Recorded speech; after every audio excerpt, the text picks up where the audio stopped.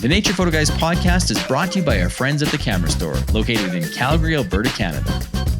It's our go-to spot for everything photography and video. Whether you're just starting out or you're a seasoned pro, the Camera Store has what you need. And the best part, they ship right across Canada with free shipping on most orders over $99. The Camera Store is a legendary name in photography, so make sure to check them out today at camerastore.com.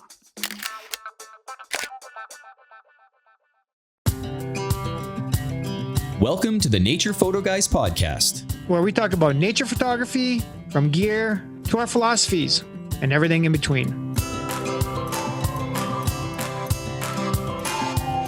So grab a cup of coffee, sit back and relax. You're listening to Joe Desjardins and Chris Gibbs, the Nature Photo Guys.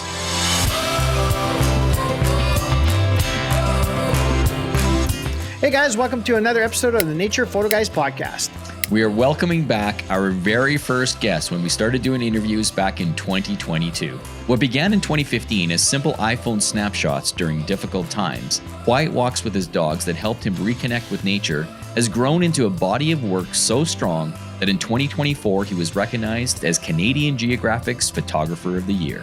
Since then, his landscapes, night skies, storms, and wildlife images have been featured by NASA, Canadian Geographic, the Natural Landscape Photography Awards, PhotoLife, and numerous national media outlets. His passion for the craft continues to grow as he explores Western Canada, creating images that reflect both the beauty of the landscape and his deep connection to it. Whether it's small, intimate scenes or epic storm-filled vistas, his work carries a sense of presence and honesty that sets him apart. He is also the creator of the Lightchasers Nature Photography Conference, an event built around community, education, and exploration. When we first had him on the show back in 2022, the very first conference was just about to begin. Now, with the 2026 event marking its 5th year, it has grown into one of Canada's premier nature photography events. Please welcome to the show, Shane Turgeon. Good morning. Hello. Mr. Shane, how's it going? Shane. Good. How are you guys? Good to be here. Good. Welcome back. Yeah. That's the big one. I know. Our first guest ever on the podcast. And Yes, 2022. That's been a long time. Yeah. It's like 4 years almost. It is. Yeah. Yes. And Lots has happened. Lots has happened. A few big accomplishments have happened. One really big accomplishment has happened. Yearly accomplishments have been coming up, which we're going to talk about in a little bit. I've got Lots 3 pages of notes, so we better get started. So basically, Mr. Shane, what have you been up to? Well, even the last 3 days you were busy. Yeah, I mean, like this week alone is just like, chasing the aurora, going out photographing owls, having unexpected weasel encounters, giving talks with Nikon and McBain. So it's been a busy week. But yeah, like the last few years have definitely been very busy. I mean, here I'm talking about photography and that's obviously the crux of the conversation, but I'm also, a multidisciplinary entrepreneur. So I have multiple other businesses, right? I own a tattoo shop here in town. I'm a toy and comic book dealer. I put on toy and comic book events 3 times a year. So, there's a lot going on in my world, with photography and outside of photography. So I kind of like in and out of all of them, depending on what needs the most amount of attention. Sure. So it's been a busy few years for sure. No kidding. Holy crap. But recently you went on a trip. Let's start with that, because you and Chris kind of took off north, and I know this was a really amazing trip for you, and you put on something like 1 million kilometers. So, and I thought I went on a long drive. I drove to Yellowknife. You drove way further. Yeah, so I went to Tuktoyaktuk, which has been a dream of mine for the last few years. Ever since they opened that road up to Tuk, I'm like, I want to go, and had plans with some other photographers to go that never really worked out, and life got in the way a couple times. And this year, it was just one of those things, like I needed to get away. It's been, kind of a tough year. And I just needed a break. I needed to go somewhere and kind of just, go on my own and have a little trip. And I just decided, like, this is it. I'm going to Tuk. I went by myself. So it was a solo trip. It was 7,000 kilometers round trip by the time I got up to Tuk and went down to Stewart, BC and Hyder, Alaska, and then came back that way. And yeah, so just over 7,000 kilometers, which was huge. It's funny, like, when I got to the Yukon border, I was like, oh man, like I'm so far from home. I'm so far north. I made it to Yukon. This was like my big, if I'm going to turn around, I'm going to turn around at the Yukon border thing. Like if I'm not having a good time, this is my turnaround point. And I was like, I'm so far north, I'm good. And then I checked Google Maps to see how much further I had to go. And I was like, oh yeah, no, we're still closer to Edmonton than we were to Tuktoyaktuk, right? Like, I was like, that's still another 21 hours ahead, and basically covering the length of Yukon and into Northwest Territories. But man, what an incredible trip. The key thing is like, this wasn't a photography trip per se. Like when we go on photography trips, we're like, we've got to be here at this location at this time, and we got to get up for sunrise, and we got to see this, and there was none of that hustle. So it was very much, of course, photography was going to happen, but there were no set plans. So it made me a lot more open creatively to anything and everything that could come around and to see. And so I think I was a lot more free and a lot happier doing photography on that trip than I normally am on those like really grind them out hustle trips, where you have a checklist you want to get through. Right. Yeah. Very specific points you need to see and do. And this was just very casual. I didn't have any set days where I needed to be this place at this time, even just in terms of my itinerary. It was just when I get there, I get there. And it was quite freeing, and I wild camped along the way. I got a rooftop tent on my Jeep and just pulled over. Had overlander the app to see where roadside pullouts were and stuff, and just pulled out. When I was tired and we're ready to rest and make camp, and found some just incredible spots. The area around the north of the Arctic Circle, for me was probably visually the most incredible.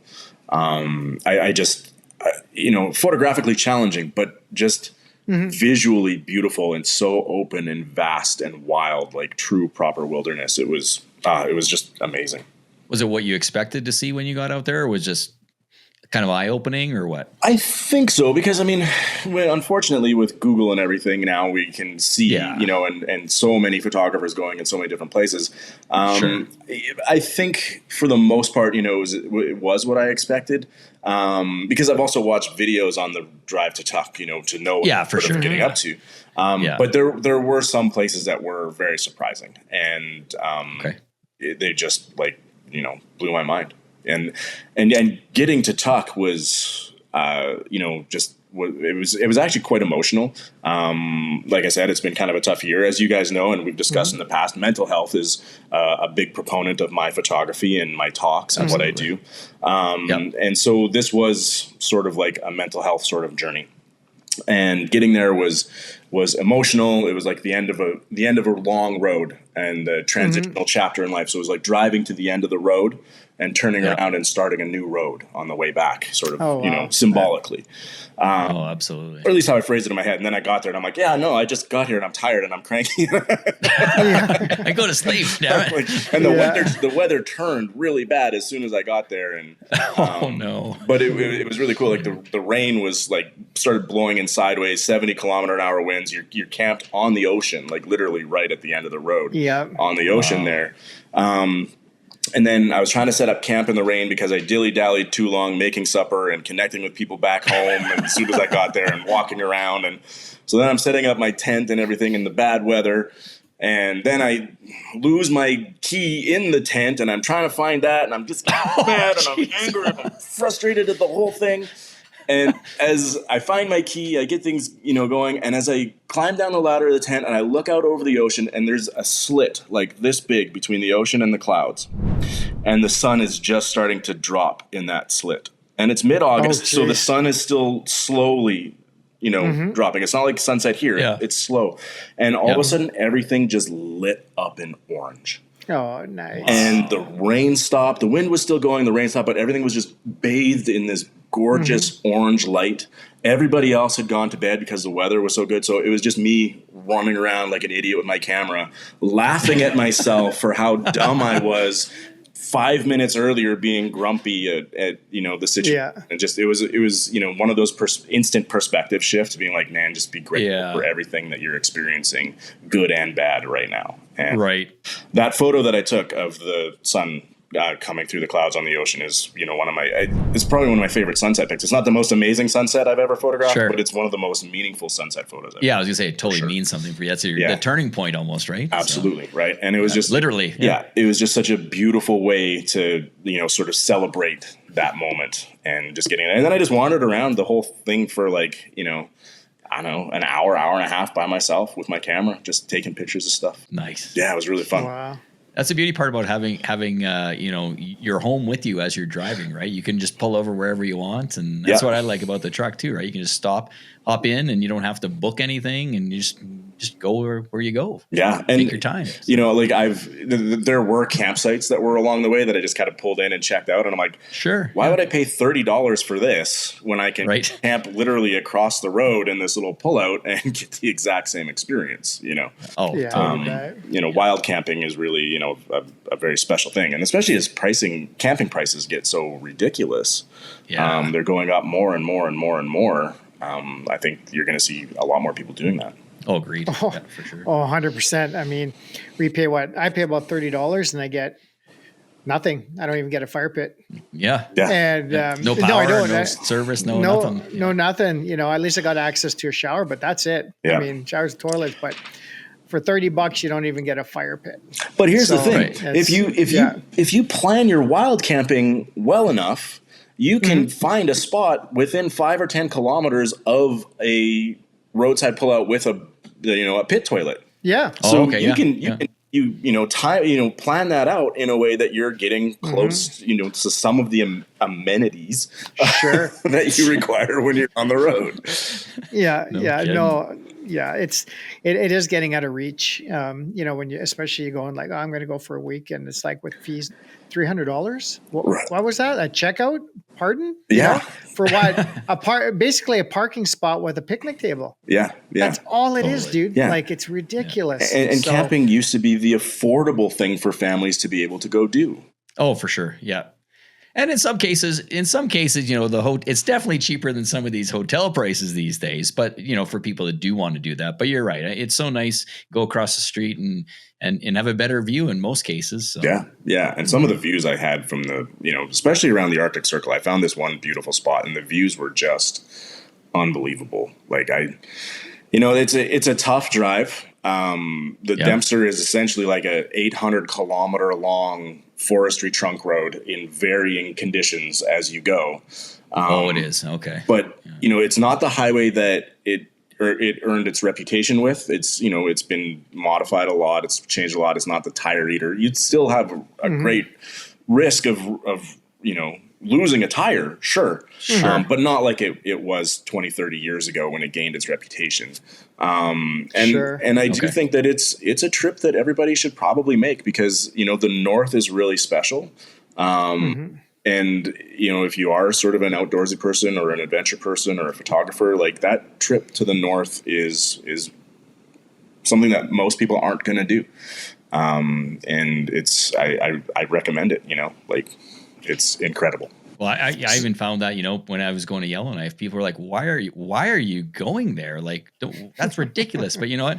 I find the same thing. I'll hop in a vehicle. You think about so many different things. I mean, I was planning my business. I was planning, just other things, just singing along, and you're freeing, right? It's just amazing. You get to see some place that you've never been, never thought I'd be up there as well. Again, I haven't gone as far as you, but I mean, it was just different place. It was definitely neat to see where I went. So I can't imagine where you explored. That's pretty cool. Yeah. And I've been to Yellowknife a couple times too, and it's gorgeous. Yeah. The first time I was there, I rented a car and I drove all around Great Slave Lake and back down to the waterfalls around. Oh, wow. That's cool. Yeah. In that area, and then drove back around again, back to Yellowknife. And it was like just beautiful and desolate and hardly anyone around. And, if you're looking for peace and quiet, it's great. For sure. I found out about the Tombstone Territorial Park too in Yukon. I was there in the middle of August, and there's tons of wild camping spots in the park, and you could easily get a wild camping spot in Tombstone in August. Wow. That's crazy. Yeah. Jeez. Yeah. How long was the trip? Like, what did it take you? How many days were you gone? I was gone, I think 16 days, 17 days. Okay. I had planned to stay out a little bit longer, but when you're on the road by yourself and you kind of get a bug in your head that you want to get home, you kind of want to get. Yeah. Oh, I know. But I made it tuck in 6 days from Edmonton, which is probably about average. I was doing about 7 or 8 hours of driving a day. To get up there, and some days I push a little bit harder, and I'm like, I could take it easy, but it's like, I just wanted to get to that symbolic end of the road, and get that part of the trip sort of over, and then I could, focus on relaxing and, just enjoying the rest of the trip on the way home. So. Oh, absolutely. Wow. So, okay. So that's photographically what you've been up to, but has there been anything that like non-photography related that's, that you've been up to without giving away, well, I guess that's not a really good question, is it? Because we know what you've been up to. Something is launching soon. Yes, we have been hard at work planning Lightchasers 2026. So the first time I was on, we were just launching Lightchasers 1, like the very first Lightchasers that we had, and I appreciate you guys having me on to talk about that and what we were doing, and it was kind of just a glimmer in my eye at that point, and hopeful that it was going to work. And in the last 5 years, it has grown to become not just an amazing event, but an amazing community that we've fostered and cultivated through this. And we're going to continue that, for 2026 and going forward. So we're launching right now and have a lot of exciting stuff for 2026 plans. Really incredible guest speakers. Our keynote speaker is Sandra Bartoka from Germany. She's an incredible landscape photographer, like more the intimate scenes. We have Eric Bennett coming up from the States. Again, an author, photographer. It's just incredible work. Canadian photographers, we have Follow Me North, Jesse and Susan Filmmaking. Cool. Nice. Yeah, nice. So we've got them. Okay. We've got Jillian A. Brown. She's there. Myrna Pearman is joining us. Myrna, nice. Okay, cool. And Joe, you're going to be there with us, so that's exciting. Joe. Yes, absolutely. Your new role with Sony, congratulations on that and the big switch. Thank you very much. That's fantastic news. Well, I think you made a switch since 2022, haven't you? I did, yeah. About a year and a half ago, I switched to Nikon, so I'm from Canon. From Canon, yeah. And I'm so happy with making the switch to Nikon. So no regrets or missing Canon. It's none of that. I mean, it was a really good fit for you. Yeah, the only regret that I have is that I didn't do it sooner.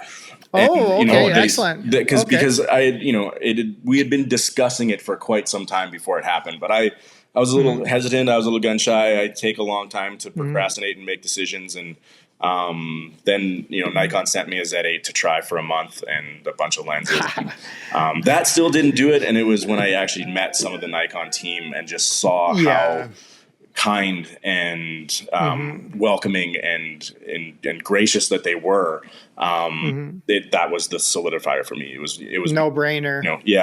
The gear is incredible, but the brand and the way that they treat their photographers is also incredible, and that was the big selling point for me. That means a lot, doesn't it? That's a huge thing. The gear can be one thing, but the people and the customer service and that's a huge part of it. That's it. I want to work with a brand that wants to work with me and values photography, and that's what it came down to. And 100% with Sony. That was probably the primary reason. Well, one of the primary reasons was, our local rep, Anthony, and Sony itself, and everybody that works with them, and, people in Toronto and Vancouver. And it was just, it's crazy. And to have that support, I mean, I could call them up, send a text, get answers when I need them. Like, it's crazy, and of course the gear is phenomenal. Right. So 100%, Shane, I could totally agree with you on, making the switch and why you did and everything else. But, sorry to interrupt. More about Lightchasers. So we kind of got off on that little gear thing. But it kind of works because the brand companies are such a big part of Lightchasers as well. That's right. Oh, for sure. The brand expo that we've created is like we have every major camera brand in the world coming to Lightchasers in Pincher Creek, Alberta, a town of 3,000 people, and that's incredible. So Fuji is back on board as a title sponsor. We've got Sony and Nikon and Canon and Tamron and Sigma and OM System and Case Filters and all of our major brand partners, plus retailers, the Camera Store and McBain, they'll be there. And we're working on some more retailers because now we have space that we can grow the brand expo. We're continuing to cultivate new relationship with brand partners and get some more folks out there for our attendees to be able to interact with. So the brand expo has become such a big part of it. And what I really love about what we've cultivated with Lightchasers is we're removing the barriers, right? We've created a community for everybody where we're all on an equal playing field. Yes, we're bringing in some of the biggest names in photography, absolutely. But they're there just to share their love of photography. Yes, we're bringing in the absolute biggest brands, but they're there just to share their love of photography as well, because they also get to use this time to go out and shoot and play and do different things. It's not like they're, going to a major corporate event, a business to business event in Toronto or something like that. They get to come have fun and play and shoot too. Right. And so what we've cultivated with Lightchasers is this community where everybody's on the same playing field and we're all just there for the love of nature photography. And that's what I really, really have come to love and appreciate about the event. But yes, we've got all of our brand partners back again. We're going to have incredible field sessions, a few new spots as well as some old favorites. We're constantly trying to find new locations for people to go to, and we're working on new ideas, some things that I can't talk about just yet. We've got some exciting things in the works soon. January, March, I don't know. Okay, so it's going to be next year sometime. Then it's not going to be happening too soon. But no, we still have some details to iron out and everything like that. But there are some different exciting things in the works for not just attendees. Let me just say that. And the huge part is that the venue that I guess we could say we stumbled into, right? You stumbled into that venue. It's amazing. Yes. It is. Yes. For those who don't know, we had attempted to move into a new venue last year for this year for 2025. And it was this beautiful barn out at Heritage Acres, which is just north of Pincher Creek. It's 10 minutes north of town. And I had visited it and made several site location visits before I had decided on that location that, yes, this is going to work for us.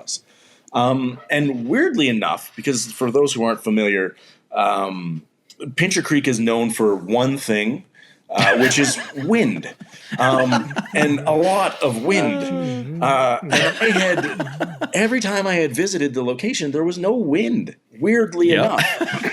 And so we had went and we did like a site check like 4 days before the conference this year. And it was a windy, cold, blustery day. And we got in there and we're like, this doesn't feel like the same venue at all. And it's not ideal. The barn doors were banging and slamming, and there were vents and fans outside, like where we were going to have our speakers, that were like clanging. I'm like, I just went and I sat in the middle of the floor where, we'd have speakers, and I just closed my eyes and I listened. I'm like, yeah, this won't do. This isn't going to work. I'm like, I'm bringing like Rachel Talabard and Alex Noriega to Pincher Creek, and this is the experience that I'm going to offer. You go, what is this? I don't know if this is going to work. So long story short, I made an inquiry to the Pincher Creek Community Hall, which had been offered to me in the past. But if you go to the website and look at the photos they have of the inside of the hall, it doesn't look like it does now. No. And I was like, because they've recently renovated it. They're very poor photos on the website. And I was like, so I went in and I checked it, and I'm like, oh, this is beautiful. Like, this is a really great space. And we made the decision right then and there. And within 2 hours of realizing that the barn wasn't going to work, we had signed a contract for the new venue. And that's some of the benefits of doing stuff in a small town, right? And it's great because now we have this permanent venue. We've basically signed a letter of intent in perpetuity for renting the same weekend that we have. So that venue is ours. We've locked it down. We know how we can build within the room now. For sure. You know, the first few years, year one was just like, is this going to work? I'm really stressed about the venue. Year two was like, actually, it was pretty casual because everything was exactly the same as year one. Year three, we had a second part of the hotel and had different things going on. Year four, we had the whole barn hall, fiasco. And this year, it's like, this is it. This is home. Yeah. Now that we're home, we can really build on home, right? Dig in. Yeah. Looking at doing some very, very cool things to enhance our visual and audio experience in there and different things. So, well, for those of you listening, last year it sold out in what, 2.5 hours, Shane? 2.5 hours. So there's a good chance by the time you're hearing this, it may be sold out. And this episode airs the same day it's launching, and it could still be sold out. It could be sold out. So if you're watching this within the first hour, you may get lucky. But like I said, we may have some different opportunities down the road. So if you haven't, please go to our website. We have an option to sign up for our mailing list. And if you're on our mailing list, you'll get all of the news and information as it happens. We also have a really great Facebook community where we share monthly photos that we've taken and stuff like that, and snippets of creativity, different things. So just look for us on there, the Lightchasers group on Facebook, and it's a really great community for sharing. Like I said, the community that we've built in person is fantastic. And that has continued online, but the primary driver is in person, right? Because this is a terrible way to connect with people, and this is a terrible way to be constantly living and everything else. And I really wanted to create something where we can all get together in person, and that's the important thing is getting off of this. And that's the best part. I mean, even from the first conference to the most recent one, you go there, you get to hang with people, the same like-minded individuals as you are. You see, I should follow you. Wait a second, I've followed you for years, and now you're putting a face to the name, and it's amazing. It's an amazing conference you've created. So, thank you. Well, but the thanks goes to everybody who's helped build it, right? Like I've put it together, but if it wasn't for everybody's support of it and everybody's positivity and everybody's enthusiasm, it wouldn't be what it is. So yes, I'm, the driver behind all of it, but it's everybody's participation that makes it what it is, right? So thanks to everybody who is a part of that. Yeah, absolutely. Cool. So, I mean, for me, I'm looking at this as, the Canadian, Nature Photography Conference. This isn't local to Alberta. I think you're actually bringing the Canadian photo community together, to be honest. That's huge. That's, your reach is widespread. So, and people are coming from all over. To this conference. And for me, that's really important because on the global stage, I don't think Canadian photographers or photography, because there is a Canadian style, particularly there's a prairie style. I don't think that it gets the recognition that it should, and our photographers should get globally. So by bringing some of the biggest names in photography globally to our event to see what we're doing locally and nationally is really important. It shines a spotlight on what people are doing here, the type of work that we're doing here, the type of stories that we're telling here. Because as you guys know, the conference isn't about the technical side of photography. It's about the inspirational side of photography. If I'm bringing some of these speakers from all around the world, I don't care what their technical settings are. We can learn all about technical settings on YouTube all day long. I want to know what makes them the artist. I want to know what makes them the individual. And that's what we bring to photography. It's us. It's a reflection of who we are through our work. And I think that gets lost. I think that message gets lost because it's, just become this thing is like, I am the, this is how I photograph. These are your settings that you should use if you want to photograph like me. No. We all have a different journey in life, and that's going to be reflected in the art that we create. And for me, it's really important for people who have really great stories to share about what made them the artist. Do that. I've had so many people come up to me afterwards after their first year, and they're like, I never expected to cry at a nature photography conference. Yes. Yeah. I was like, there's been a few times. Absolutely. There's been more than a few times. Yeah. Yeah.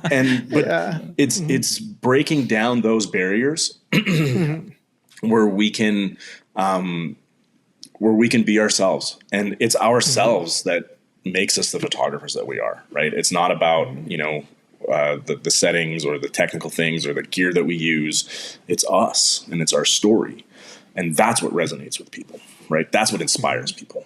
Oh, 100%. And, it's interesting watching all these people, listening to their stories. You can take something, even such a small item from everybody, and then take that on your own and create your own style from that, or create your own vision, and run with it, right? So, as you should, right? Like we're all influenced in some way by somebody else.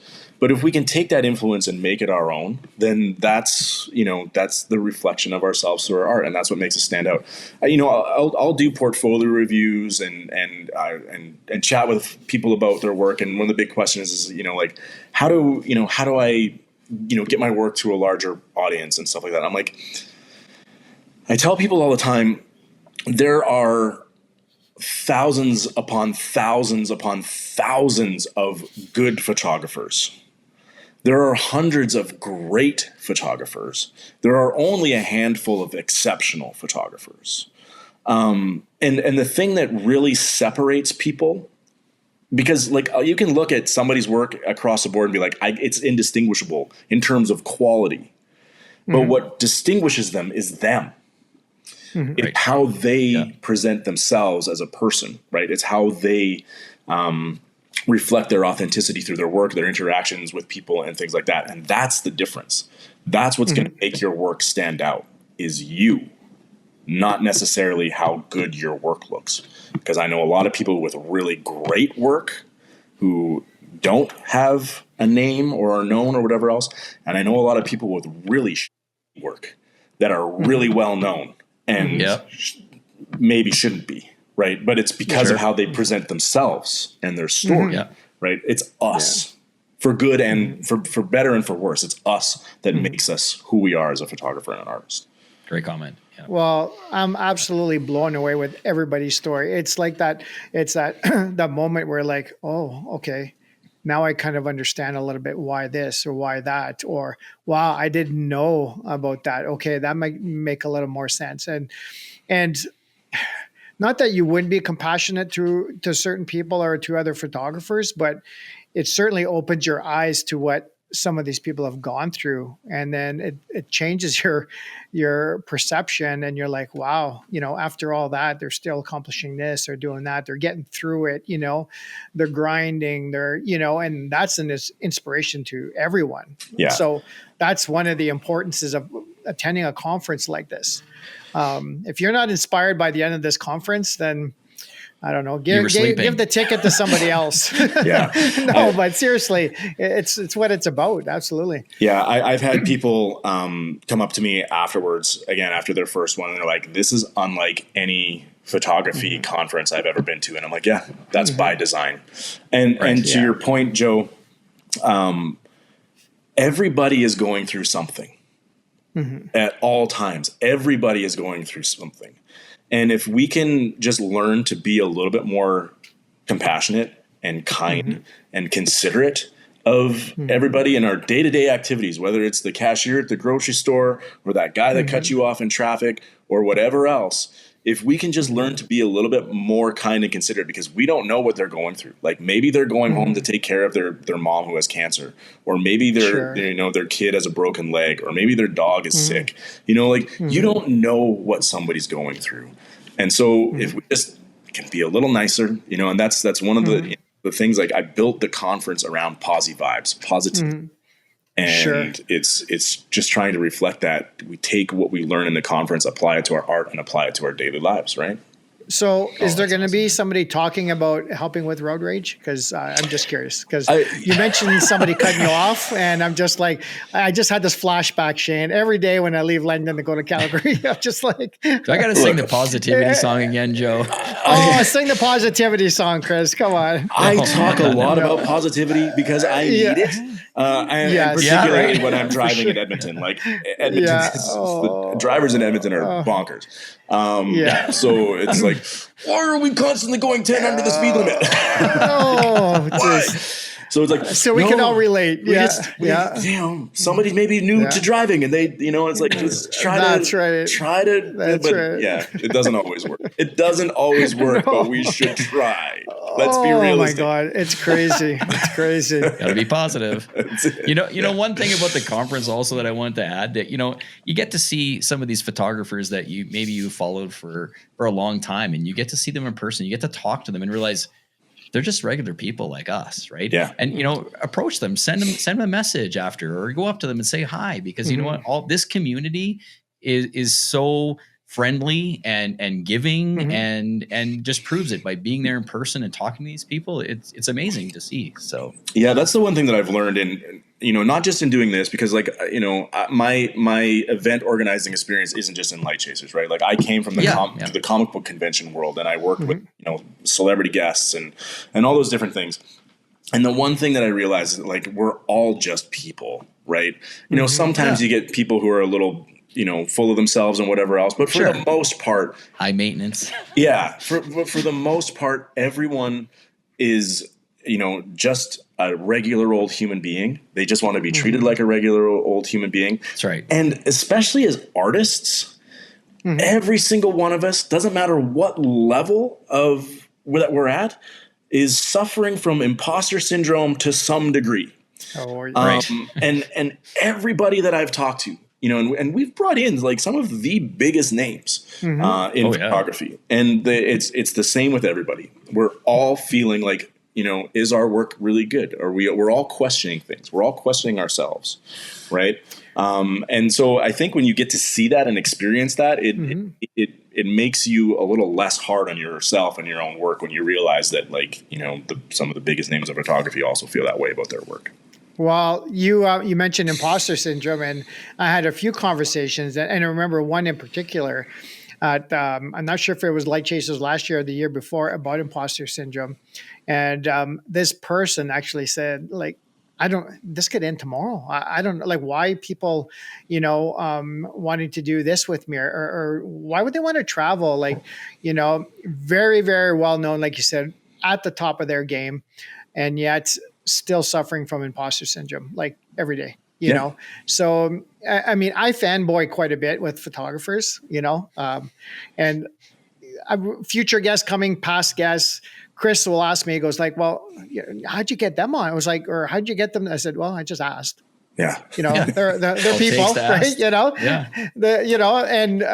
of I don't know how many messages I've sent out, and I haven't gotten a response, and that's great too. But you just have to ask, and truth be told, they're excited and they want to be on just to talk photography, and tell their story. But, and that's it. And you look at it though from the outside, and I don't know, it's just this barrier I have that I'm like, oh, they won't want to come on. Look at they're a quote unquote famous photographer, or very well known, and I'm just like, so I'll sit there and write up a message, and then it'll sit there. It'll be a few days. I'm keep just hitting like, the button on the mouse. But it gets to the point where I'm just sitting there. I'm like, send, and then I forget about it because I don't even want to remember. I'm seriously, it's like that. And then next thing you know, I get a message back. I was like, oh, wow, they want to be on, Chris. Like, let's do this. You know what I mean?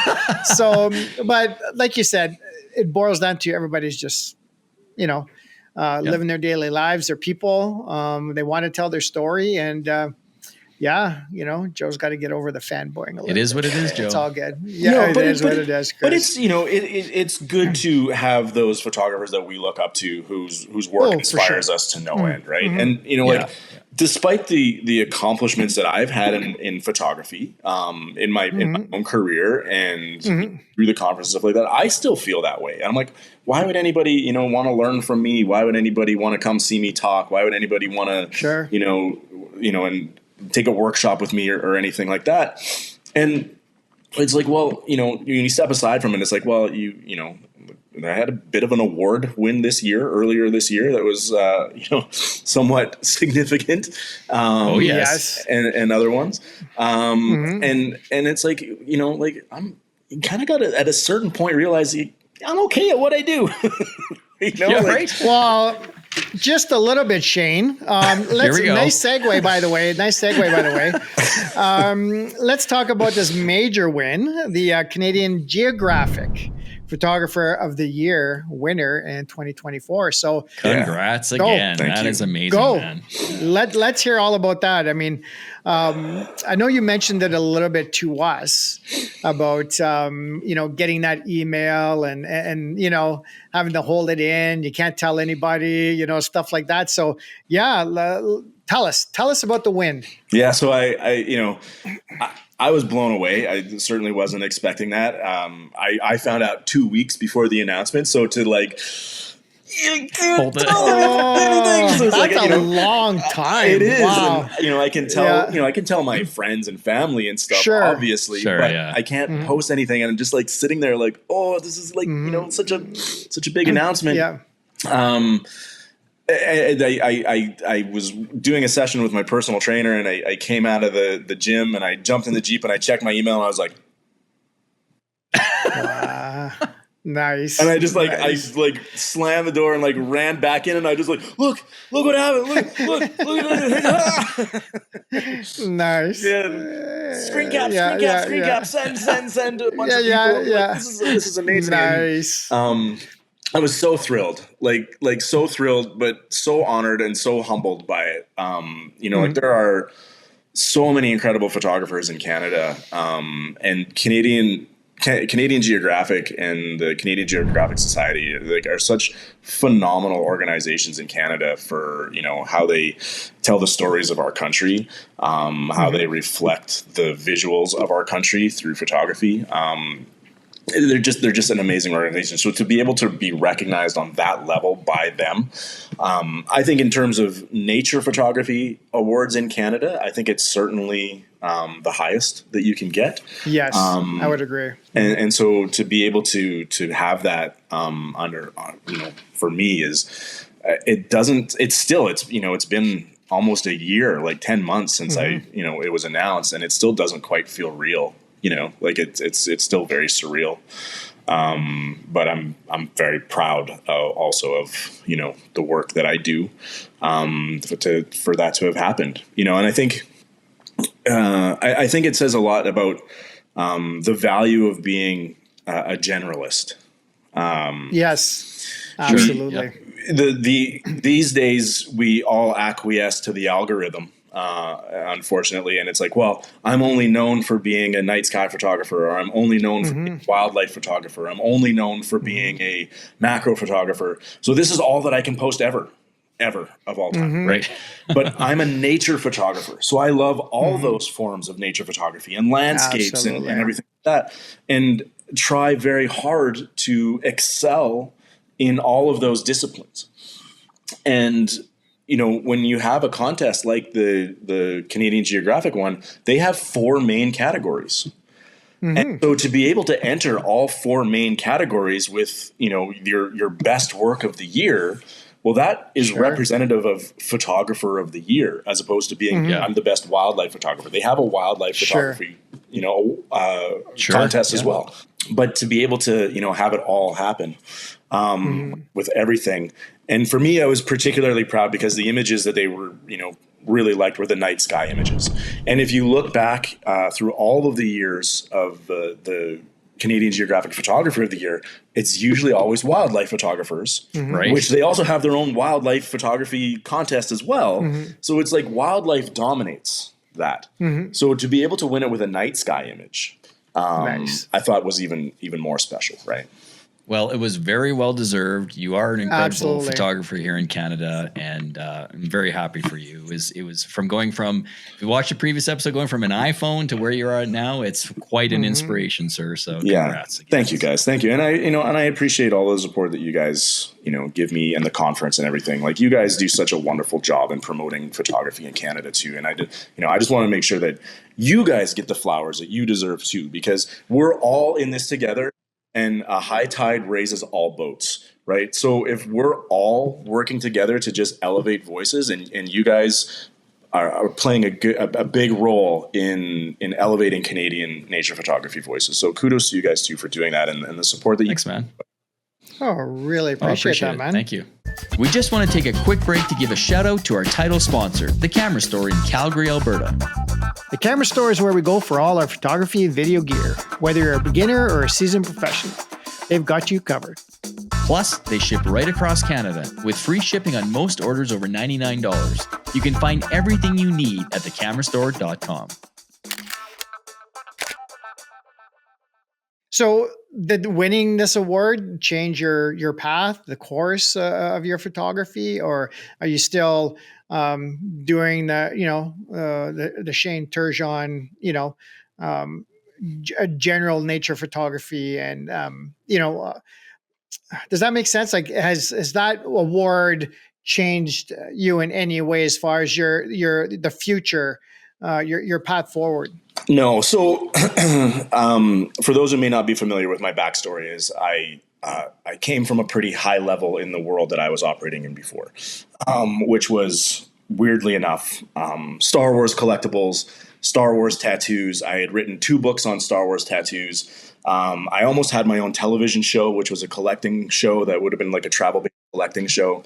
And I realized in all of those things that any sort of hype that comes around you is short-lived. It's not real, right?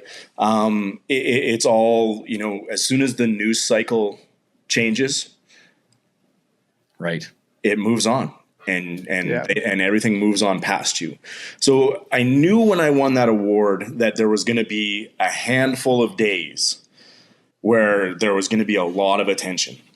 And so I blocked those days off. I was on my phone for 17 hours the day that it was announced, just responding to everything. Like, it was a lot. And radio interviews and TV interviews and all these different things for the 2 to 3 days afterwards. But I knew full well that it was going to end.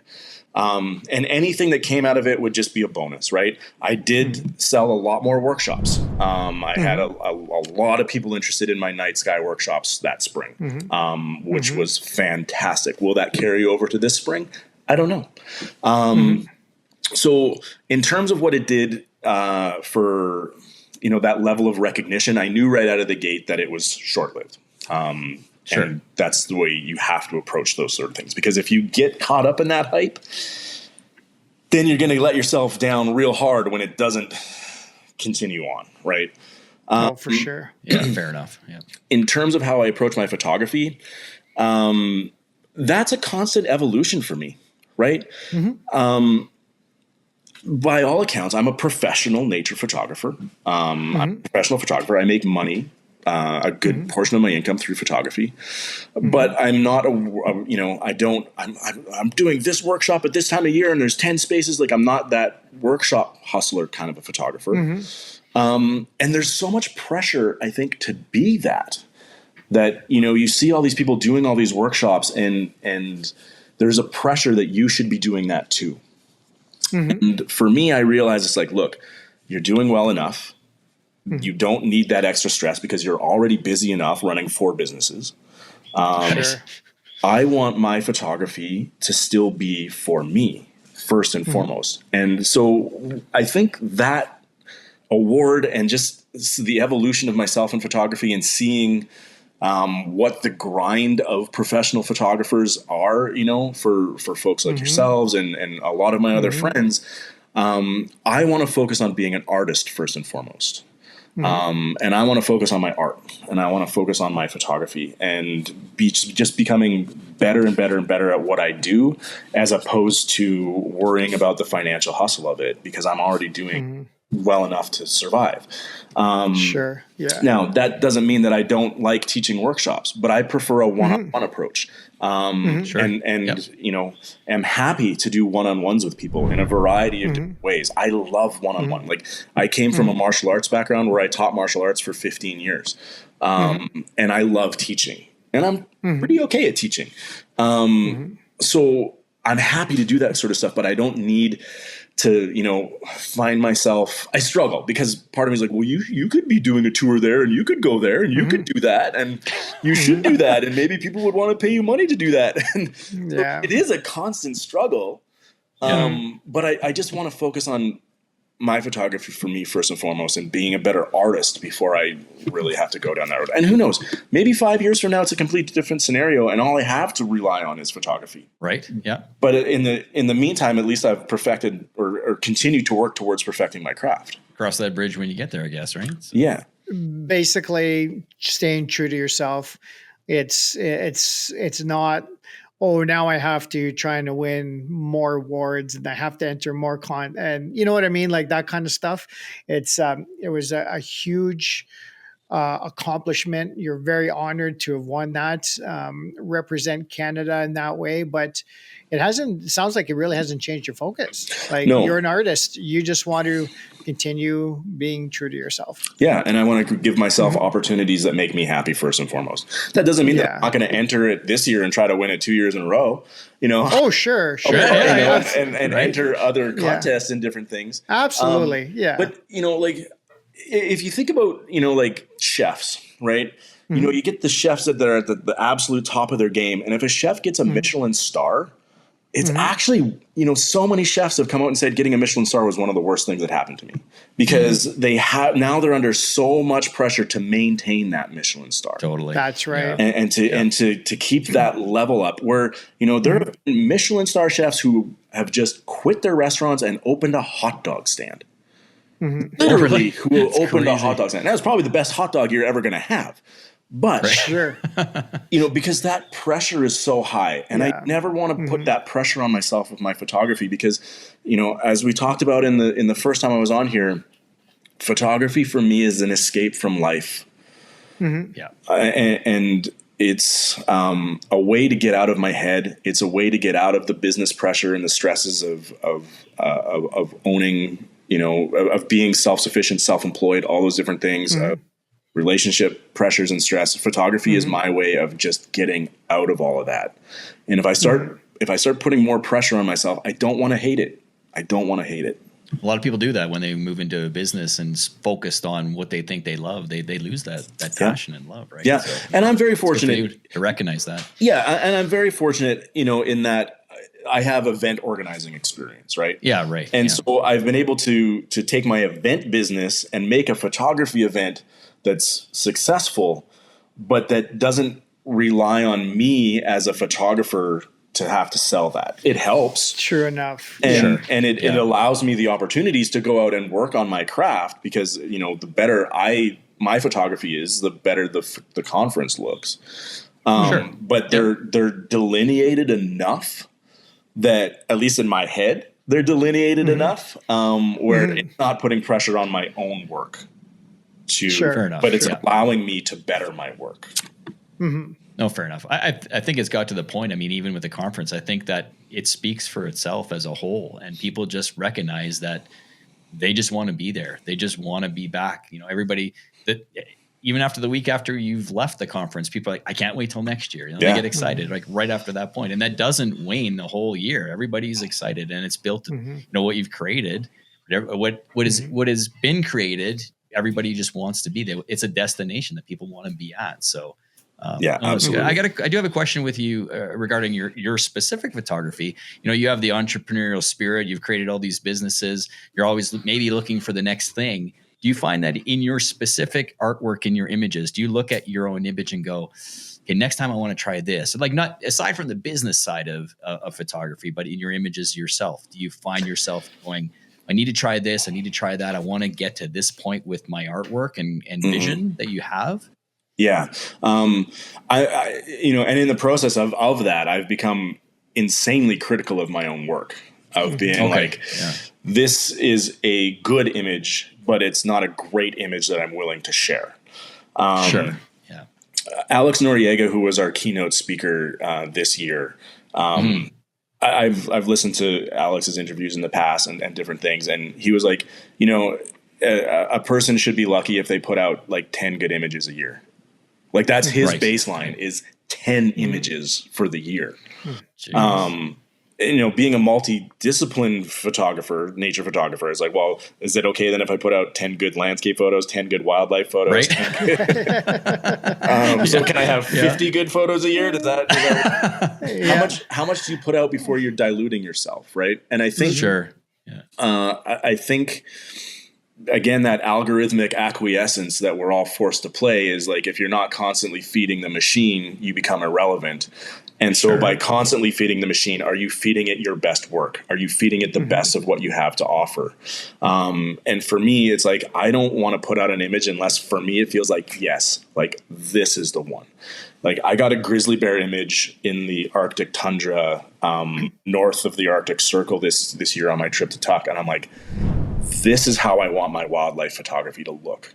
This is representative of the direction I want to go. And if I don't get a photo that makes me feel like that, it might not make my portfolio. That doesn't mean it's not a good photo and it doesn't deserve to be shared. And I think that's where the power of us having our own websites to be able to tell our stories the way we want to tell them through blogs or our galleries or different things.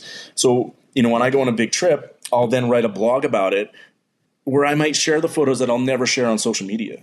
Because those stories are those photos are still important for telling the story, but in terms of like my work and how I want my work to look, I'm getting far more narrow in my vision of what to me feels like the work that I want to represent.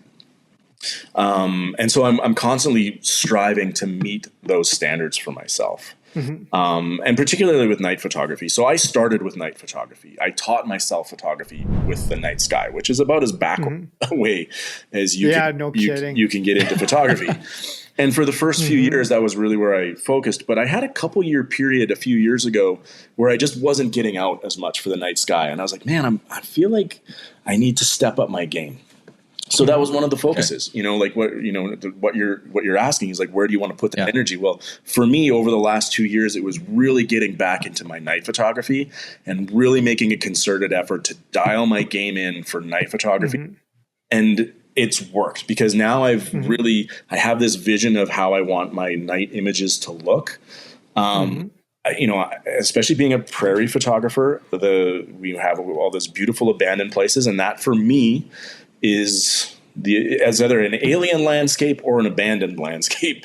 That's what I want for my night photography. And I've really worked hard to dial in a very specific look for that using local lighting, using interior lighting, using stacking, different methods, changing my post-processing, using Star Exterminator and all these different ways to make my post-processing more effective as well. So it is, there is that constant refinement. And particularly I love wildlife photography. But for me, I'm so specific about what wildlife images that I'm putting out because I really want each one to just hit and have a connection. Like I love eye contact. I love, if there's an emotional connection that we can correlate as a human being, even though the animal is probably not feeling that emotion, if we can correlate that emotion to right. So that's the stuff that I'm constantly looking for in my wildlife photos, as opposed to just, throwing an average photo. Right. For me, I'm really like trying to dial in a very specific, look, feel, response. Right. Yeah. And it's great that you said you're striving to improve your photography for you, right? Not for anybody else, for you, not for social media, but for you. And that's great. Yeah. Because it's funny because like a term that I sort of came up with over the last little bit, I have a talk that I give to camera clubs and various things called Nature Photography for Better Mental Health. And I'm also dialing that in and thinking about that a lot. And I found that, like, you know, I really love to look at the photos that I've just taken for the next few days. And when I first started doing it, I was like, am I just like a crazy narcissist? And I just love my photos so much that like I need to, you know, I'm so into my photos and what I took. It's like, I'm so good, you know, like, Yeah. But what it is that they're mementos of peace. And they're mementos of those moments and those flow states that we get into in the field where nothing else matters. Right. So when I'm looking at those photos, I'm taking myself back to those moments of feeling that way. And that to me is really, really, really important. So like first and foremost, I want to create moments for myself where I'm experiencing that first and foremost. But then as I'm experiencing that, to be able to push and challenge myself as an artist to capture these moments in really compelling ways, even if it's just for myself. Oh, that's awesome. Crazy. Yeah. It's a totally different approach than what I think a lot of people take. I think a lot of people just go out to take the images for the gram. Seriously. Like they just, you know, There are people for sure. Yeah. And not even really thinking about, even the emotional attachment to it or how they feel or you know, any like Zen-like state or being in the moment. It's just like, oh, I got to get this shot for Instagram. And in your case, you're the total opposite. And whether it makes it there or not, or goes to social media or not, it's irrelevant. It's you were there to do it for you and how it made you feel and everything else, right? So I have so many images from the past year alone that I'm really stoked on that still have not made it to social media yet. Yeah, for sure. You know, because you know, I get that. I went for a period of 3 months not posting on social media this year because I was just, you know, life was life. And I needed to take a break from social media. It wasn't important. Right. But you know, I still have so many images that I'm like, oh my God, I gotta like get posting because like, I really want to share these. Because that's you know, right. None of this is to say that I don't love sharing my images. I absolutely love sharing my images. But it just needs to be at the right time for me. I have to be in the right headspace in order to deal with social media, right? Sure. Oh, I get that. Well, if it's anything like us, there's a huge backlog of images that you still have to edit, probably, right? So I'm pretty good at getting on. I love editing. Like I know a lot of people hate editing, but I love editing. To be able to sit down and go through my images and like find that absolute best one, curate everything so well, and then that's where you get to be really creative is through your editing process, right? Even if it's just a matter of adjusting a handful of little sliders, it's still that creativity that's coming out to make that photo really sing, and I love that process. Wow, you're not human. I mean, we're just. I sit here and look at the stuff, and Chris and I were talking on another podcast, and we were talking about the spring workshop.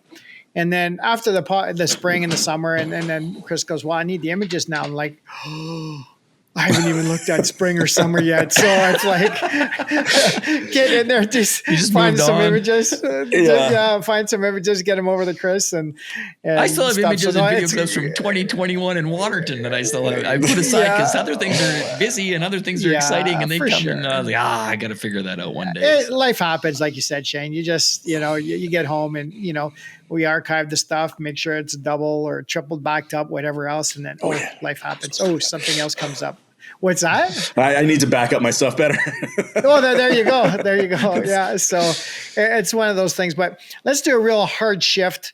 A lot of our listeners do like to hear a little bit about gear. So can you tell us a little bit about like your go-to kit right now? I know it's Nikon, but maybe just give us a brief description of you know, maybe what you got in the bag and, you know, one or two of your favorite lenses, you know, and if anything's really changed the way you shoot as far as gear goes. Like you mentioned something that I don't even know what it was about stars or something. So I don't know if that was software related or if that was software, camera related. So go.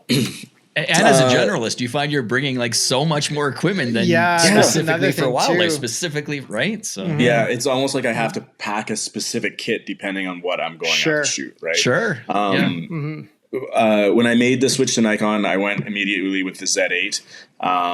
So I have two Z8s now, and I have a Z6 II, which has been Astro modified. And then I have focal lengths that get me anywhere from 14 millimeters to 1120 millimeters. There you go. Because I have an 800 prime with a 1.4 that I put on it, and that's got me. It's f9, but you know, it's 1120 millimeters. It's like this giant Canon. My daily driver, the lens I use the absolute most is the 24 to 120 f4. That lens is incredible for landscapes, and I'm also a concert photographer. So I'm the house photographer for the River Cree Resort and Casino here in town. I photograph all their concerts, and then I do a handful of other concerts around the city too. And that lens for concerts I found is amazing. When I first started, you know, I'd have a wider angle, and then I'd have my 24-70, and then I'd have a 70 to 200. And a lot of concert photographers are carrying two camera setups when they're doing that. And with the 24 to 120, that's all I need is just that, you know, and I'm never shooting people or that stuff at like 2.8, right? I need to be at like, you know, f4, f5, f5.6 for that. Same with landscapes. I'm never shooting landscapes at a 2.8. You know, I want to be at a 9. So I don't need a 2.8 24 millimeter lens. F4 is perfect for that. And that lens has been my daily driver until I put it in a lake and had to buy another one. So don't put your lenses in a lake. I don't recommend doing that, especially if it's your daily driver and you have to work the next day shooting a concert. So huge. Seen the photos, huge thanks to Nikon for loaning me a camera so I could work that weekend. No kidding. I could work that weekend. But yes, the 24 to 120 is my daily driver. My Astro lenses, I love the 20 millimeter 1.8, but I also have the 14 to 24 millimeter 2.8, and then wildlife I'm using. A sweet lens, wildlife I'm using the 180 to 600, which is an incredibly versatile lens, and then I just recently got an 800 millimeter because why not? Is that the 800 PF? You know what? I'm not a super gear guy. I don't know the exact thing. I don't know. Is it the smaller 800 or is it the full size 800? It's the full size 800. Yeah. Okay. So it's not I remember a PF. Seeing that actually. Yeah. You say that. Yes, you're right. And it's awesome. You know, it's a 6.3 right before you put the teleconverter on it, and it's just and it's light. It's quite light. Oh, I was just gonna say, are you working out? Yeah, it's mainly because of the gear. Pulling those up. So it's light. Okay. It is quite light. Don't get me wrong. It'll crank your shoulder after 2 hours of trying to photograph owls in flight. But it's quite light for its size. I think I've got the 105 millimeter macro lens because I've been delving more into macro photography over the last. We've seen that. Absolutely. Yes, you're doing a great job of that. Wow. It's something that I always wanted to get into, but when my old pup got diagnosed with cancer last summer, our adventures sort of like tapered off, and I just stayed pretty close to home last fall, and was able to still do photography with her snoozing on the deck in the sun, and I would just sit in the backyard playing with bugs. Sure. So it was a really nice sort of distraction from all of that, because photography is a distraction from all those different things. Absolutely. And so I've been getting into that. In terms of the post-processing thing that you had mentioned, the Star Exterminator, this is a plugin for Photoshop. It essentially, what it does is it uses AI to remove all of the stars out of your Milky Way photos. And with the stars gone, you're able to push and pull the latitude of your Milky Way editing a lot more, because like the stars, if you're pushing and pulling your sliders too much with all the stars, it starts to create a lot of artifacting in your images. So by moving the stars entirely, you're able to get a lot more detail out of the Milky Way. And then just using Photoshop magic, you just put the stars back in. You create different layers, and one layer is no stars and one layer is just stars, and then you just blend them back together at the end, and you put the stars. So back they do into the come photo. back then. They do come back. It does come yeah. back. Yeah. I was thinking about what the image would look like without stars. I'm like, yeah, that's not really Some accurate. some people will only put like the brightest stars back in instead of all of them. Some people go kind of sort of in the middle, but by eliminating like all of the stars that you see, it creates like sort of a more dreamlike photo with your Milky Way. So that absolutely. Upping my post processing game has been big too. And this winter, now that my Z6 II has been Astro modified, I want to get a hydrogen alpha filter and then really focus on photographing Orion and Barnard's Loop and the bringing out those reds in the winter night sky. But that's a whole different level of post processing that I don't know if I'm young enough to learn. Oh my God! Can you tell us what Astro modified means? Yeah, nobody's as old as me apparently. Right. What does that mean? Astro modified? Like, is it a sensor or a filter or something? Yeah, they remove the filter out of the camera that allows it to be more sensitive to hydrogen alpha wavelengths. So HA, hydrogen alpha. And it's just one of the various kits because you can get like an infrared conversion, you can get a full spectrum conversion, and then you can get an Astro conversion. So it's just the different things you can do by removing and changing the filters. Again, I'm not a technical guy. I don't know exactly what they do. Oh, sure. It makes things more red. It makes things more red. Yeah. Oh, so here, give me the camera back. I go and shoot. I go to YouTube University for a little while, and then I go out and try it in the field. And then I come back and I go back to YouTube University to learn how to process these things. So. Yeah, absolutely. So do you use a star tracker or any other external device to help with that? I know a lot of photographers do. Yeah, so typically I haven't. Up until very, very recently, I have just relied on stacking my images for photography. And I can get a lot of detail out of the Milky Way just by stacking. Sure. But I do have two trackers. 2 years ago, I got a Skywatcher Adventurer. But I found the tutorials I was using and everything else was sort of leading me in the wrong direction into thinking it was so vastly complicated to use. And I was like, I don't want to faff around with this.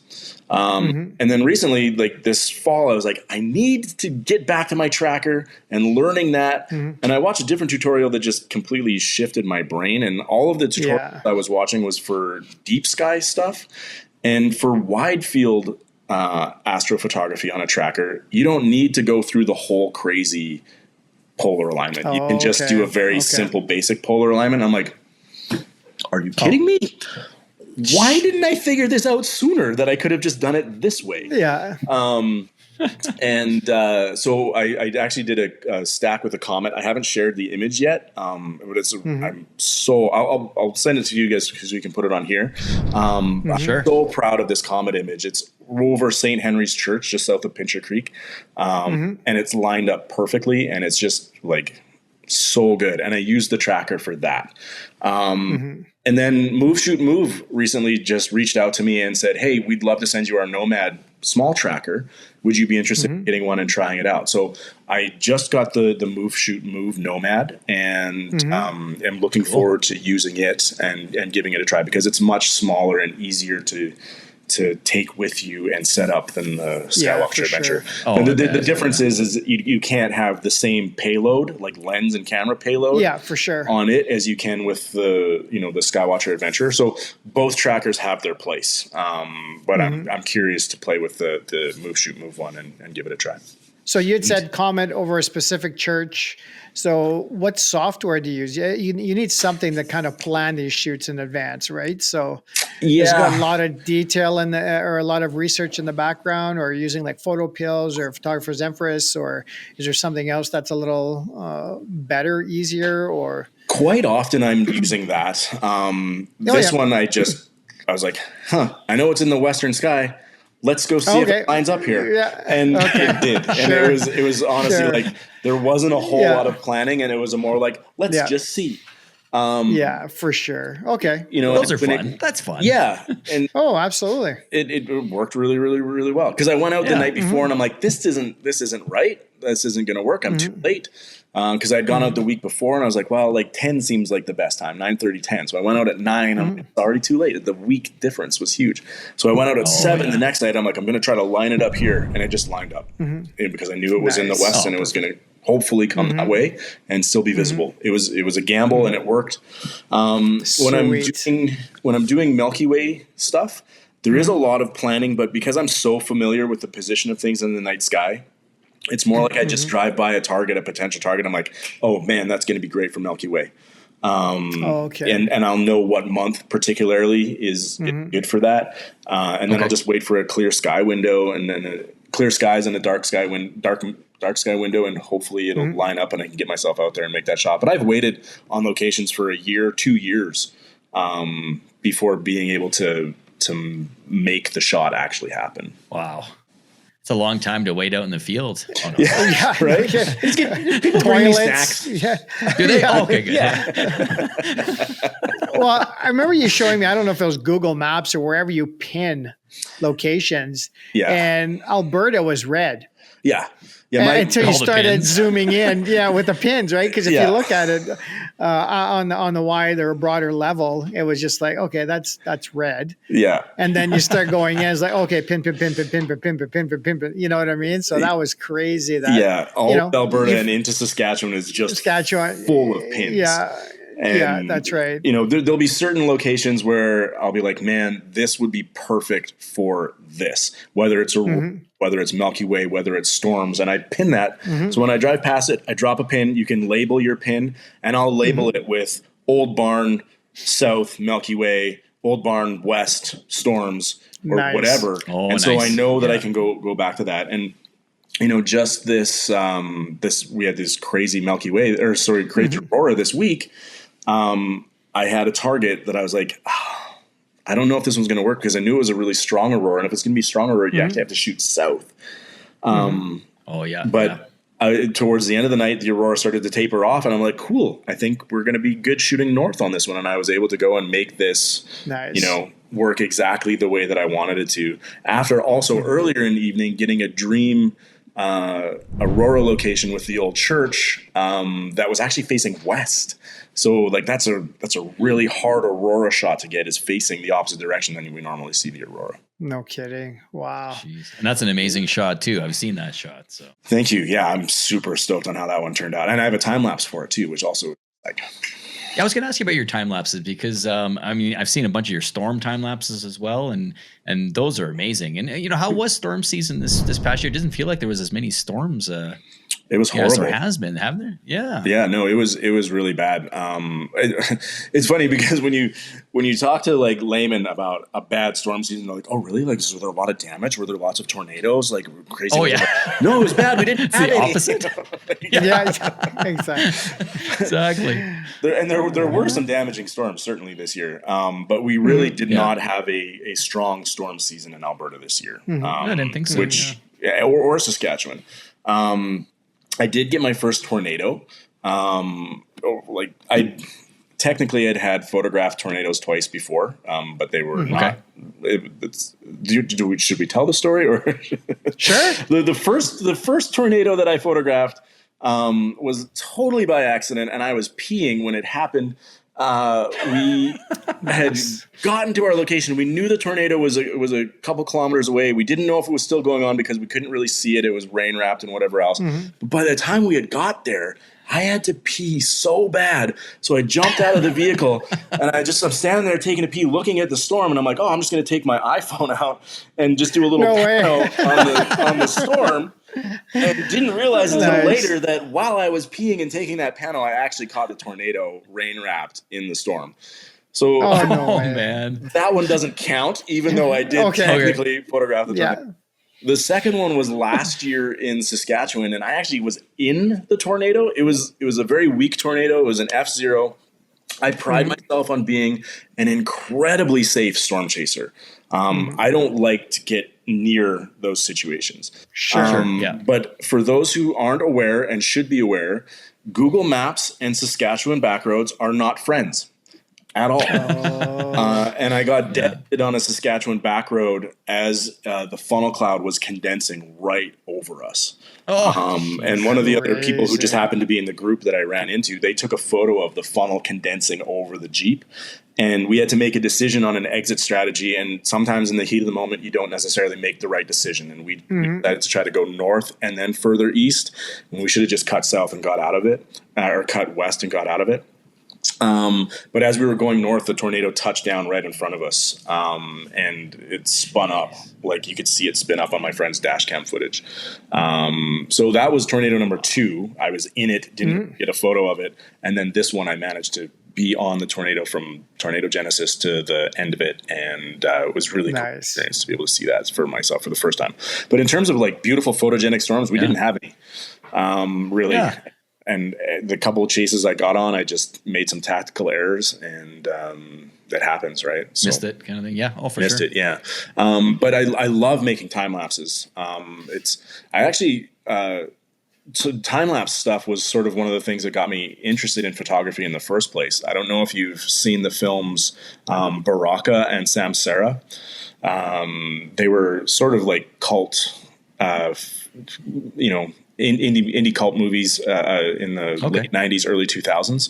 And they're essentially films without words that experience the human condition. So there's a lot of time lapse in it. That's the first time I ever saw Kolmansklopp from Namibia. It was a time lapse of those old buildings filled with sand and the shadows of the buildings going across the sand inside of it, stuff like that. That's where I first discovered that stuff. And I'm like, I want to do that. I want to see that stuff. And both of those films, they're hard to find, but they're really beautiful and disturbing because they get into like the power of humans and culture. But then they mix it in with, the rampant use of capitalism and industrial farming, industrial agriculture, all of these industrial practices. And it's this huge parallel and juxtaposition of the way life used to be and how we should be as humans and our relationship to nature with how we're exploiting nature. Really great films. Anyways, that as an aside, that was where I first saw time-lapse stuff and was really, really intrigued by that and have always wanted to get into time-lapse photography. So I started with storms. And I'm currently working on a short Aurora time-lapse film called Abandoned Under the Aurora. And if I can get a little 3-minute film out of that, I'll be really happy. But when you're taking night sky stuff, it takes a lot longer to build 30 frames per second than it does shooting, at 1/60th of a second or whatever when you're doing that. So and then again, you got to get the opportunities. You got to get out to those locations, see if they're going to work and whatever else. But yeah, so that's just another thing that I love doing and working on. It's a little project that I can pick away at and really make a concerted effort to focus on when I am ready to do that, and love doing it. So is there one top place in Canada? Well, this is kind of a silly question. I'm sure there's still multiple places you haven't reached yet, or gone to. But is there some place in Canada that's like right at the top of your list that you're dying to get to that you haven't yet? I think there's lots of places in the north. I love the north so much. I'd like to get out to Churchill. I think that would be really cool. The Torngats are awesome. Yep. There's some places in Nunavut and stuff that I'd really like to get up to. Some stuff on the coast, the BC coast. I'd love to photograph, like the spirit bears and go out there and do that sort of stuff. So definitely lots of places in Canada that I'd love to see and just, waiting for the right opportunities to get out to for sure. But I'm also looking... I'm also looking at like some places around the world that, I have a long list of places that I want to get to too. So it's like, where do I go? Do I stay here? I kind of feel like with the way that the world is going and the state of things, like maybe I should go explore the world now and then I can just explore Canada like 10 years from now when we can't go anywhere else. Right. Yeah. Oh, sure enough. Yeah. Yeah. You can look at it that way for sure. Yeah, absolutely. So, so what do the next few years look like for you, or the next, 2 to 5? Obviously, Lightchasers is going to continue, and any other personal projects, or like what's it looking like for you as far as, let's say, photographically? Yeah, well, I think that was a really nice segue because, like I am going to be really making a concerted effort to like focus on some international travel. As you guys know, my pup passed away last October. And, it was a really hard life transition for me. And so, but there's also a freedom that comes with it. And I said, I always said, like, when she passes, I'm gone. I'm going to be traveling all over the place. And it's been a year and I've gone to 2 places. I've gone on 2 trips. So I want to make a concerted effort to get out and go out, on some international trips with some other photographer friends. Kazakhstan is really huge on my list. Namibia is huge on my list. Australia is huge on my list. So those are probably like the top 3 places that I'll look at going. Okay. To start, and then just exploring around Canada, just taking some week-long trips every couple of months here and exploring different places, and really just like I said earlier, kind of just dialing in my craft and just being the best photographer that I can be for myself first and foremost, and hope that people appreciate what I'm doing along the way, but really just to continue. There's a feeling that I want my photographs to have and evoke for myself and for the people who are just to sort of continue to cultivate that. Wildlife photography is somewhere that I'm probably going to focus on a little bit more. Continue with wildlife, storms in the night sky being my biggest 3 passions out of it, and just focus on those. So. Well, we talked about photography quite a bit. Before we start wrapping things up, video. I forgot to ask you about video. Yeah. Like, are you doing much video, or like through the Z8, or are you still just primarily photo, or do you like, I forgot I should have pressed record or the little red button to see about this, or what I mean? Is there any of that stuff going on with you? Even videos of yourself on camera? You were doing a few of that as well. I did a little bit of reviews and such. Sorry, I do have a YouTube channel that I don't do a lot with right now. But that's not to say that I don't have plans to maybe do something a little more with the YouTube channel. I don't want to put it out there in case it doesn't happen. But I'm looking at doing something more with video and doing something more with my YouTube channel in a couple of different contexts. Nice. But I don't want to be like, I'm going to do that, because I've done that a few times. I'm like, well, that never happened, and I look like an idiot. Yeah. And I just don't know what my schedule is going to allow me to do. But yes, I am playing around more with video, and telling stories that way is something that I've always wanted to do. So before I was a nature photographer, and before all of the businesses, I wanted to be a National Geographic cameraman. Like, that was my dream in life. Nice. And I went to television school and I did videography and I learned all those different things, and I fell into a real cushy television job where I sat around and watched movies and cartoons for 8 hours a day and didn't do anything else. And that, I think, was a disservice to the dream of 15-year-old me. But I feel that I've come back around to that as a nature photographer. So I'm honoring that in some way. But when I watch wildlife filmmakers and nature filmmakers like Renan Ozturk or Chris Burkhardt or people like that, there's a part of me that's like, yo, that's what you should be doing. Like, I feel like a calling towards that. And I don't know if it's going to happen, but it's something that I would like to start leaning into more. Wow. Like, you need something new to learn, right? Like, I mean, something new to add to the, well, I mean, it's good. It's always good to be learning and growing. I kind of look at video in that sense too. But also, maybe some other genres. Like, I'm primarily a wildlife photographer, but, maybe learn a little bit more about landscape photography, or even that macro stuff. I mean, the stuff you're producing, the stuff from Dara, a friend of yours, he was at one of the Lightchasers conference, that kind of stuff, that's inspiring, trying to find time to do it is different, because we all have our things, we got to get done. Yeah. No, I think you'd be excellent at video, and I certainly think you should try and pursue that, because if you get anywhere you get to, like you did with nature photography, dude, you're gonna kill it. So. Yeah, thank you. I hope so. I just don't want to put any undue pressure on myself, being like, you have to do this. So we're putting the pressure on you now. We want next year we're going to review this episode, and we want to see a 3-minute documentary on squirrels. Or at least an on camera personality. You know, Yeah, you're a good person. for sure. You could be that guy. But Nice. you are so right about learning, and that's one of the big parts of my mental health talk that I get. Because when we learn new things, we rewire our brain.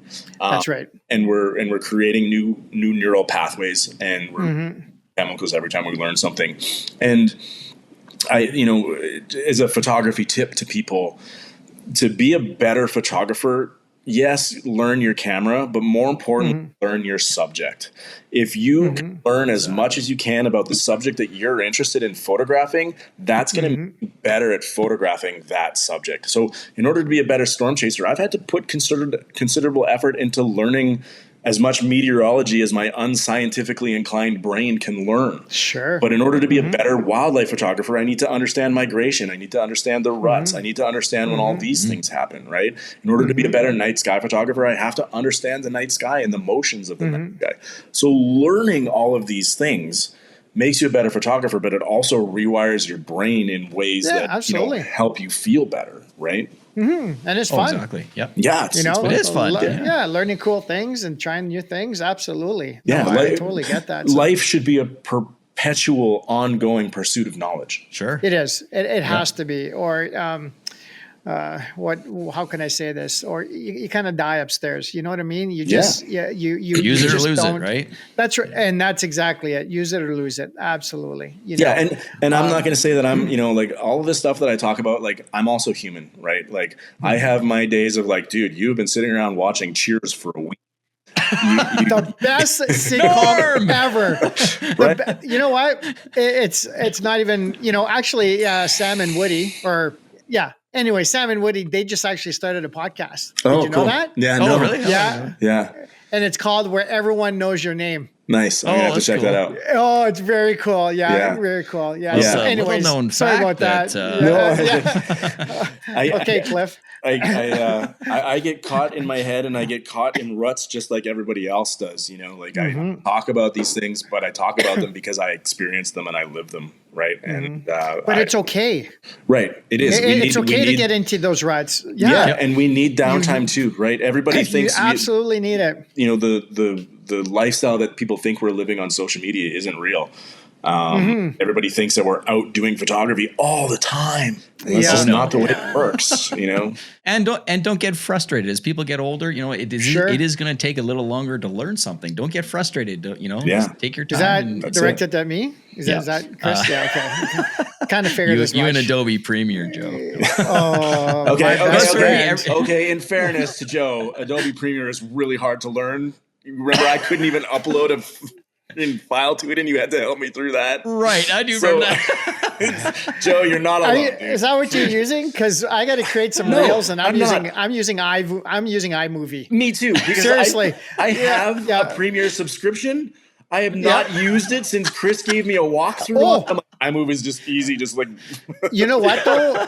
You know what's really easy is the Premiere app for your phone. It's included in your Premiere subscription. It's new. Yes.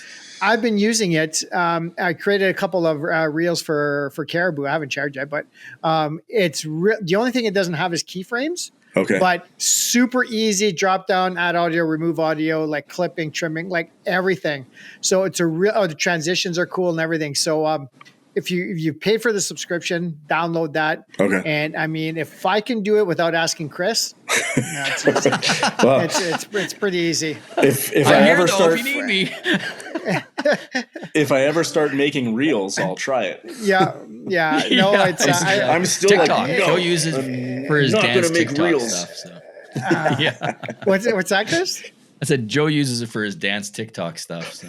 Yeah. Dad talk. Can you imagine? Oh my God. I have a hard time being on camera, let alone dancing in front of the camera. Oh my God. That would just be But it is hard. I mean, everybody's been telling me to move to DaVinci Resolve because it's a free video app, right? Or a video tool. But even me, like I've been using Adobe products since Adobe was created. And I'm getting too old to try to. I know Adobe products so well that why even bother? Yeah. Right? So unfortunately, the price keeps going up. But other than that, yeah, for sure. Cool. Well, hey Shane, I think we're going to wrap things up here. I mean, this was insane, dude. We're so happy you came back on. Dude, I'm so happy to have come back thanks, on. man. I really appreciate the opportunity, and to be your first second guest. Yes, that's right. Absolutely. And we really wanted to talk about your huge accomplishment with Canadian Geographic and of course the Lightchasers conference, which everybody knows about anyways, but it's still cool to, get them excited for it again. And you know what I mean? And we get excited, we're always excited about ourselves. So. I'm excited. We're always talking about it. The trailer that Chris put together for our promo hype, coming into this year's launch was, it got me going. Like he sent me a link to it and I was just about to have a nap. I was tired and he sends me it and I was like, you MFer. That was in the text. Yeah. I'm like, I'm jazzed up. And I can't have a nap because you've sent me this thing that's got me so excited. But I'm so excited about the conference and where it's going and the ideas that we have. We still want to look at eventually taking it national and doing some stuff around the country with it, and bringing what we're doing and the message to other parts of the country for other people who can't make it to Alberta. So there's there's so much growth that we're looking to with the conference down the road, and who knows, maybe in another 4 or 5 years you'll have me back on and we can talk about where we're at then. So or maybe we'll make it a yearly promotion. Right? Yeah. So about Lightchasers. And just so everybody knows, he did create that trailer with iMovie. So if you could do it with iMovie, anybody can do it. It was Shane's vision. It was just teamwork. Right? I was the artistic director, and Chris put it all together and made it. Teamwork makes the dream work. So that's it. Oh my God, Chris has got too many of these dad sayings, dad lines. Absolutely. They got to be positive. And he'll admit they came from his dad. Hey, Chris? They do. Yeah. He could have wrote a book of all these sayings. For sure. Yeah. So. Yeah. He uses them quite a bit. If you want to run with the big dogs, you got to learn how to pee in the tall grass. Oh my God. You're going to need a stool, Chris. A stool. Wow. I'm usually the one that gets nailed with the short jokes. That's awesome. I appreciate that, Shane. That's awesome. Oh, wow. Okay. Time to end this thing now. Jeez. Yeah, exactly. Let's get him off here. Right on. All right, dude. Well, thanks a lot, Shane. Thank you, looking guys. forward to getting this out. And I mean, if we don't see you before then, we'll certainly see you at the end of May, dude. So yeah, absolutely. Well, hopefully our paths cross before then. But again, thank you for the opportunity. Thank you for everything you guys do to help share the voice of photographers in Canada. Like you guys are really appreciate it, man. Thanks, guys. Thanks a lot, Shane. Appreciate that. And once again, everybody, thanks for watching another episode of the Nature Photo Guys podcast, and we'll catch you in the next video. Thanks for watching. Before we wrap up, we'd like to thank the Camera Store for supporting the Nature Photo Guys podcast. They're a legendary name in photography, and their support helps us keep bringing you these episodes. Don't forget to check them out at thecamerastore.com for all your photography and video needs. Thanks for joining us on the Nature Photo Guys podcast. If you have any questions, contact us at info@thenaturePhotoGuys.ca or message us on Facebook and Instagram at the Nature Photo Guys podcast. Visit YouTube and subscribe to our channel to watch all our latest videos. Or follow and listen to our latest podcast on Apple Podcasts, Spotify, or on our website at thenaturePhotoGuys.ca. We'll catch you next time on the Nature Photo Guys podcast.